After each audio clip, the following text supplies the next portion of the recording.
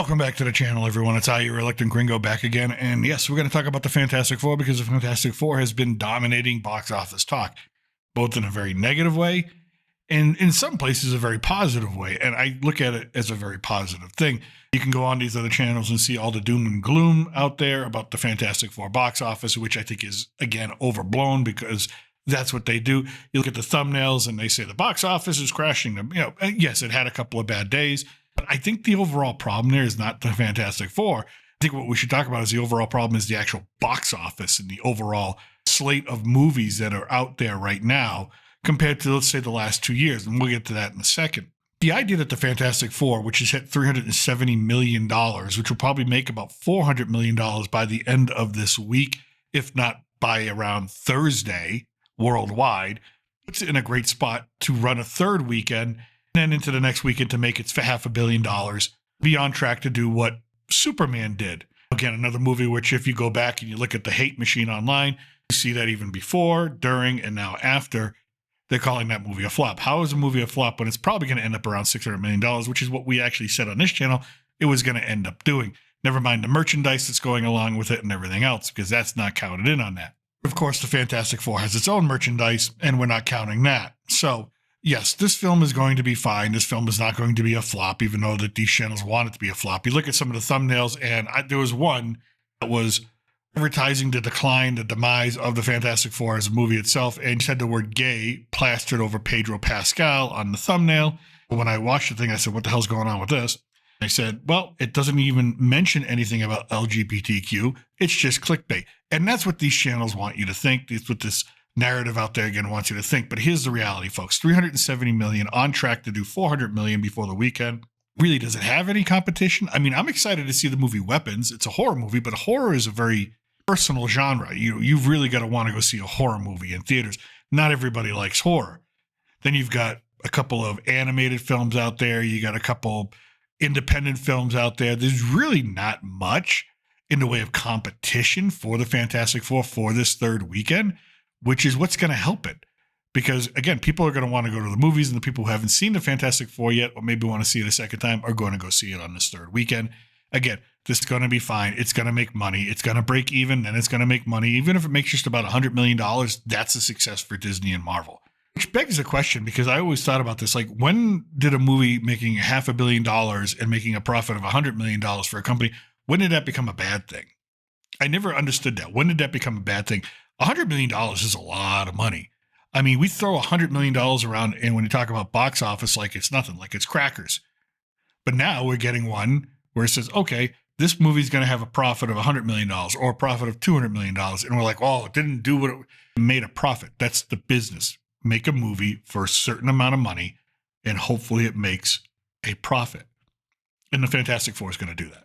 But yes, it did have a huge drop in its second weekend. One particular day, I believe it was the Friday compared to its Friday opening, was almost an 80% drop, but then that sort of soothed itself out as the weekend went away. We saw the numbers tick up. And again, the international numbers are slower to come in, and we're seeing those international numbers begin to climb up a little bit as well. International numbers are what was hurting Superman at first, but again, they came around. The international numbers actually climbed up to the mid-40s, 40% of the box office, about 45% of the box office for Superman came in as international numbers, and you're going to see 46 to 50% of that international box office come in for the Fantastic Four. Now, yes, it had a couple of bumps, had a couple of hiccups. You can point to that and go, oh, see, that was bad. Well, yeah, it was bad, but it doesn't mean it's the overall story. I think the overall story is the box office in general. When you look at the box office in general, the totality of this August weekend, and compare it to the last 2 years, especially because as we get closer to 2020, 2021, that's a different story because of the pandemic. The Fantastic Four, as much of a tentpole film as it is it really an event film? I don't think it's an event film the way that I'm going to talk about the last 2 years. If you compare Fantastic Four to the same weekend last year, what was this film going up against, or what is this film going up against? Deadpool and Wolverine. Talk about an event film. Hugh Jackman reprising his role. Deadpool. It was an event film. That film was marketed heavily. That movie was anticipated heavily. And it was really good, and it deserved all of the success I think it garnered. And I think it earned that place of like, wow, this is a great summer flick, and this thing dominated the box office.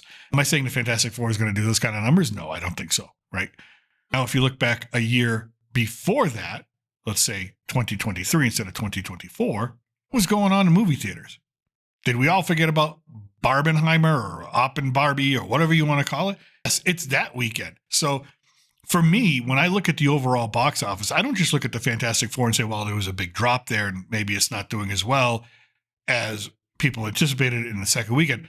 I look at it from a macro perspective and say, wow, Hollywood has not put out the kind of films as it has in the previous 2 years during this time frame. It's almost like a missed opportunity because August is a chance to make a ton of money, especially this first August weekend as summer begins to wind down and people begin to say, oh, okay, well, we're going to start getting ready for back to school and all that stuff. 2023 and 2024, those were event movie moments. Barbie, Oppenheimer, event. That was an event. Whether you saw Barbie and liked it, whether you saw Oppenheimer and liked it, you can't deny that those two movies together in the same weekend did the kind of financial success that hadn't been seen in years. And follow that up in 2024, same weekend, Deadpool and Wolverine. It was a cultural phenomenon at that point in time. It's a beloved movie by most Marvel fans, comic book fans.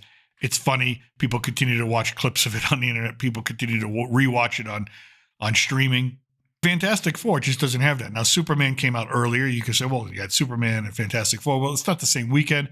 Gave each other a lot of space.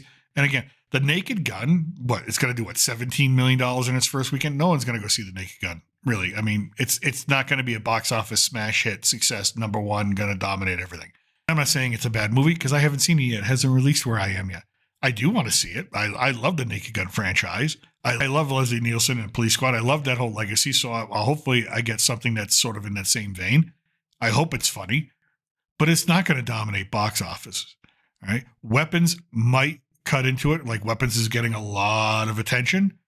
But again, it's a horror film. Not everybody likes to go see a horror film. And then there's a couple, like I said, animated films out there that people might not really care about, or they might not have kids and they don't want to go see an animated film. They want to see something different.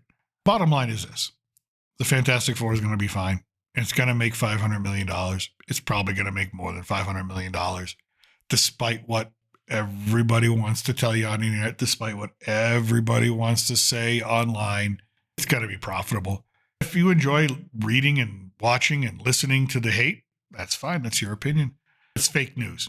Everything that you're hearing and seeing on YouTube with these thumbnails, trashing the film, saying it's over, saying it's a collapse, saying there's panic at Marvel, there's panic at Disney. They're not panicking at Disney. They're rolling around in money at Disney. That's what they're doing. If you look at the top 10 box office successes of the year so far, believe me, off of Lilo and Stitch alone, they're rolling in money. They're having a good time, okay? As far as the death of the superhero film, as far as the death of the comic book film that people are predicting that this is the harbinger of, well, Tom Holland walks out in a Spider-Man suit and it breaks the internet. I don't think the comic book film, the superhero genre, is dead quite yet. If Tom Holland can set the world on fire by just walking out in his costume and saying, "We ready?" Is it really dead? Is there really no anticipation for it? Again, that's a fake news narrative that some channels want you to believe. And that's what I think. Let me know what you think in the comment section below. I'm still your reluctant gringo. I thank you for watching from somewhere south of the border. Salud. And I'll wave.